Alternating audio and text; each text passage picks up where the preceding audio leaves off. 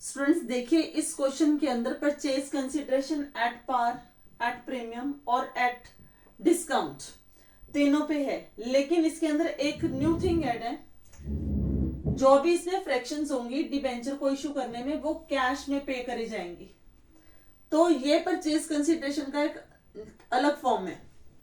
इसमें first to entries में कोई चेंज नहीं आएगा, लेकिन जब हम डिबेंचर इशू करेंगे उस टाइम पे जो फ्रैक्शंस हैं हम उसको कैश में पे करेंगे। स्टूडेंट्स आइए तो हम शुरू करते हैं question.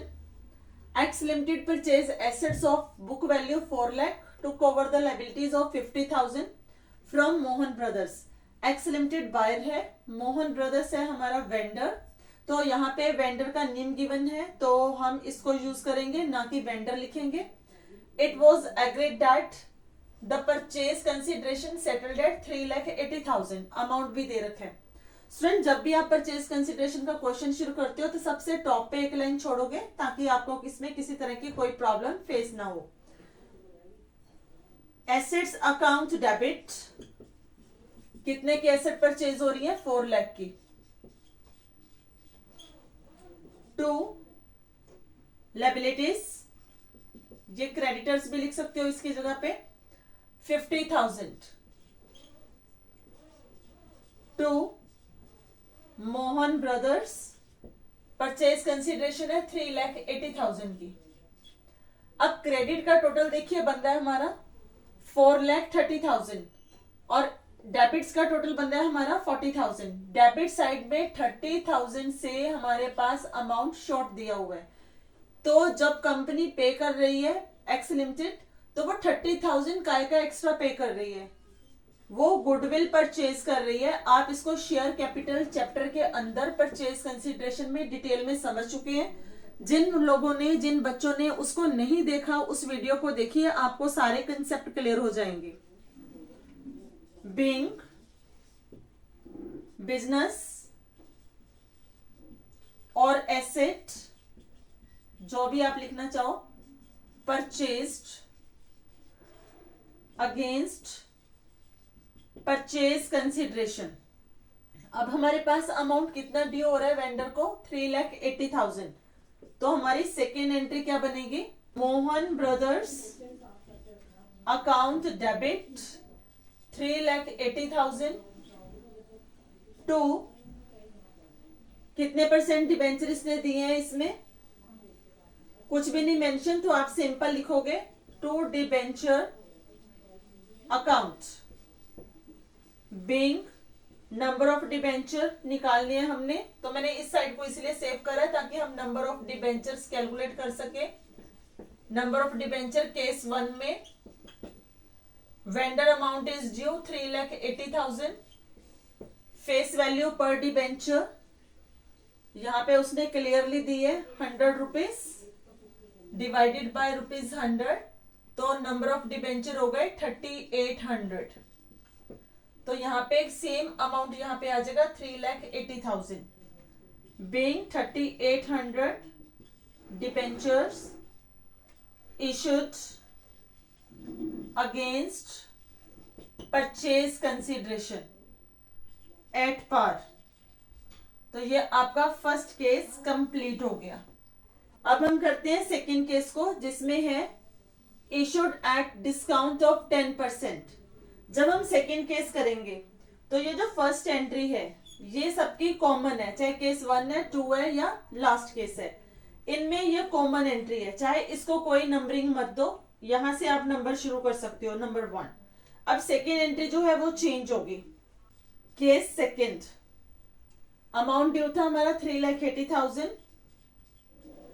Mohan brothers account debit 3,80,000। और थर्ड केस में हमारा है एट डिस्काउंट, तो हम क्या डालेंगे? Discount on issue of debenture account debit to debenture account. Being number of debenture हम कैलकुलेट करेंगे, डिबेंचर्स इशूड एट डिस्काउंट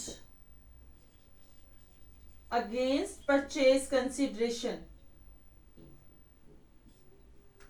अब हम केस सेकंड में नंबर ऑफ डिबेंचर कैसे निकाल रहे हैं? Number of debentures equal to 3,80,000, ये जो हमारा अमाउंट ड्यू है, face value per debenture 100, discount 10%, 100 का 10% 10 रुपीज, तो 3,80,000 डिवाइडेड बाय 90, ये आपका अमाउंट आएगा 4,222.22। तो जब हम ये डिबेंचर्स निकाल रहे हैं, मैंने अभी आपको बताया था कि ये पॉइंट्स में नहीं होता, तो हमने कितने डिबेंचर्स लेने हैं? 4,222। जब हमारे पास 4,222 डिबेंचर्स हैं, डिस्काउंट की वैल्यू है पर डिबेंचर 10 रुपीज, तो हमारा अमाउंट कितना बन रहा है? 42,220। 4,222 डिबेंचर्स हैं, पर डिबेंचर वैल्यू है 100 रुपीज, तो अमाउंट बन जाएगा 4,22,200। अब बेटा टोटल चेक करो, डेबिट साइड का टोटल आ रहा है 4,22,220, क्रेडिट साइड का टोटल आ रहा है 4,22,200, दोनों साइड में मैच ही नहीं है।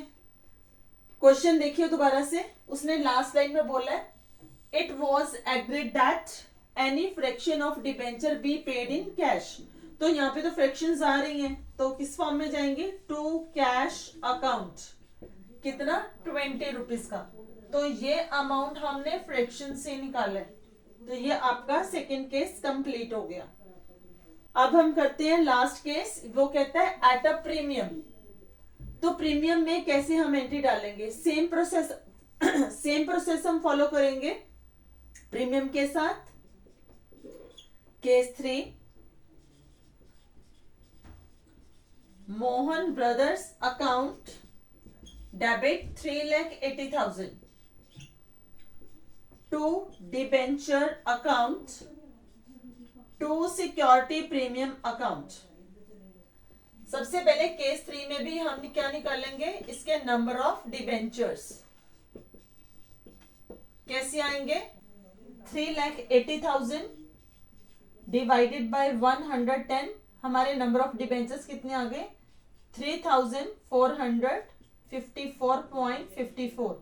पॉइंट्स को हम इग्नोर कर देंगे और हमने कितने डिबेंचर्स लेने हैं? 3,454 डिबेंचर्स हैं, पर डिबेंचर फेस वैल्यू है 100, तो हमारा अमाउंट कितना आ रहा है डिबेंचर के आगे?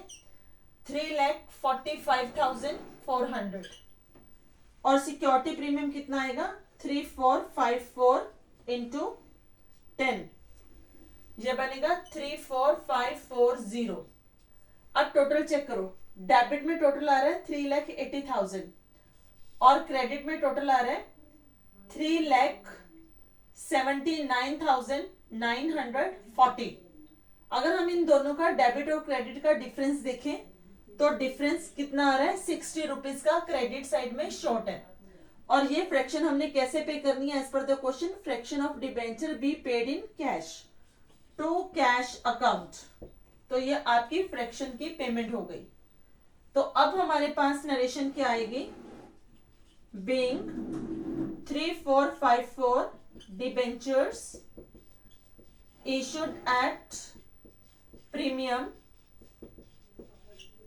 against purchase consideration and fractions